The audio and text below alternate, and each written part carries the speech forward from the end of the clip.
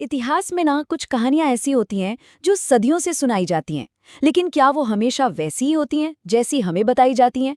आज हम एक ऐसी ही बहुत चर्चित कहानी की परतों को खोलने जा रहे हैं, और यकीन मानिए, जो हम जानेंगे वो शायद हमें चौंका देगा। सवाल बिल्कुल सीधा है। क्या 6 साल की उम्र में शादी की ये कहानी सच हो सकती है? ये एक ऐसा सवाल है जो हमें इतिहास की गलियों में एक जासूस की तरह ले जाएगा। तो आइए सुरागों को एक साथ जोड़ना शुरू किसी करते भी हैं। तहकीकात का सबसे पहला कदम होता है उस कहानी को समझना जो सब जानते हैं। तो चलिए सबसे पहले उस वर्जन को देखते हैं जो पीढ़ियों से चला आ तो रहा ये है। है वो कहानी जो हम सबने सुनी है, लेकिन यहाँ एक दिलचस्प बात है। ये जानकारी किसी मजहबी किताब से नहीं, बल्कि बहुत बाद में लिखे गए ऐतिहासिक दस्तावेजों से आती है। और बस यही वो धागा है जिसे पकड़कर हमारी ये पूरी जांच शुरू अब होगी। देखिए, कहानी का विश्लेषण करने से पहले हमें एक कदम पीछे हटना होगा, क्योंकि ये समझना कि कोई कहानी हम तक पहुंची कैसे, ये उतना ही जरूरी है जितना कि खुद वो जरा कहानी। इस टाइमलाइन को देखिए। जो घटनाएं घटी और जब उन्हें पहली बार लिखा गया, उसके बीच 100 साल से भी ज्यादा का फासला है।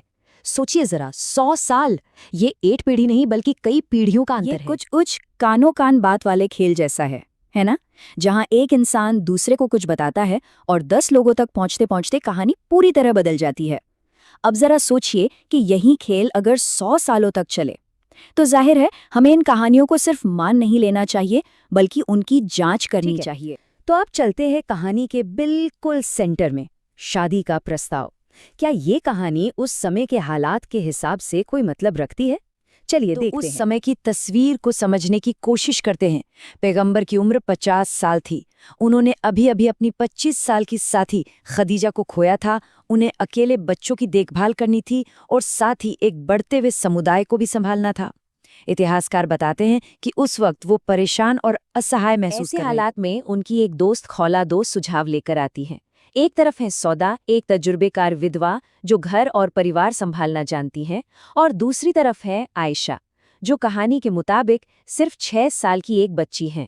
जमीन आसमान का फर्क है इन दोनों और विकल्पों यहीं में। पर हमें एक पल रुक कर सोचना होगा।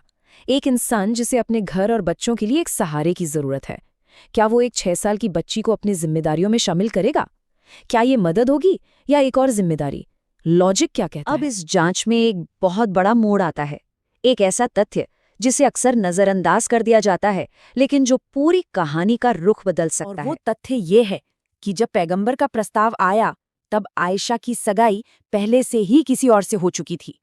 ये एक बहुत बड़ा खुलासा है जो पूरी कहानी में एक नया एंगल जोड़ तो देता है। सोचे कि हुआ क्या होगा। प्रस्ताव भेजा गया, लेकिन परिवार ने कहा, अरे उनकी सगाई तो पहले से ही कहीं और तय है। फिर किसी वजह से वो पहली सगाई टूट गई और उसके बाद ही पैगंबर का प्रस्ताव स्वीकार किया अब गया। यहीं पर सारा हिसाब किताब थोड़ा गड़बड़ा जाता है। अगर वो प्रस्ताव के समय 6 साल की थी और उनकी पहली सगाई कुछ साल पहले हुई थी, तो उस पहली सगाई के वक्त उनकी उम्र क्या रही होगी? 3 साल, 4 साल? क्या ये बात तर्कसंगत लगती है? क्या ऐसा हो सकता है कि ये पूरी उलझन सिर्फ एक शब्द की गलती हो? भाषा में कभी-कभी एक छोटा सा बदलाव भी बहुत बड़ा फर्क पैदा कर सकता है। अरबी भाषा में संख्या 16 है सित्ताता अशरा और संख्या 6 है सित्ता। ध्यान से सुनिए, सित्ताता अशरा और सित्ता काफी मिलते जुलते तो हैं ना? अब सोचिए, अगर कोई कह रहा है सित्ताता अशरा यानी 16, और 100 साल बाद कोई उस कहानी को दोहराते हुए गलती से अशरा यानी 10 वाला हिस्सा भूल जाए, तो क्या बचेगा? सिर्फ सित्ता यानी 6। और यही है ड्रॉप्ड वर्ड थ्योरी, मतलब एक बहुत ही सिंपल लेकिन पावरफुल आइडिया जो बताता है कि कैसे एक सदी तक मुंह जबानी चलती आ रही कहानी में 16 बड़ी आसानी से 6 बन सकता था। तो हमने सारी सुराग देख लिए हैं।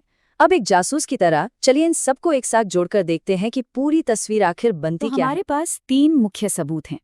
पहला, उस समय के हालात जिसमें एक तजुर्बेकार साथी की जरूरत साफ दिख रही है। दूसरा, तर्क की कसौटी पर खरी न उतरने वाली पिछली सगाई की कहानी।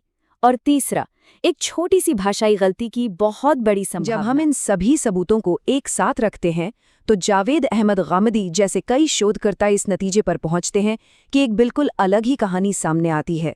एक ऐसी कहानी जिसमें आयशा की उम्र 6 नहीं बल्कि 16 से 19 साल के बीच और ये थी। पूरी पड़ताल हमें महान इतिहासकार इब्न खल्दून की एक बहुत ज़रूरी बात याद दिलाती है। उन्होंने कहा था, जब आप कोई कहानी सुने तो उसे सच मानने से पहले तर्क और विवेक के आधार पर उसका मूल्यांकन करने का प्रयास करें। ये सलाह आज भी उतनी ही अहम है। और ये हमें एक आखिरी सवाल पर लाकर छोड़ देता है। अगर इतनी प्रसिद्ध कहानी को एक नए नज़रिए से देखा जा सकता है तो सोचिए, इतिहास की और कितनी कहानियां हैं जिन्हें हम सच मानकर बैठे हैं और जिन पर सवाल उठाने की ज़रूरत है। ये सोचने वाली बात है ना।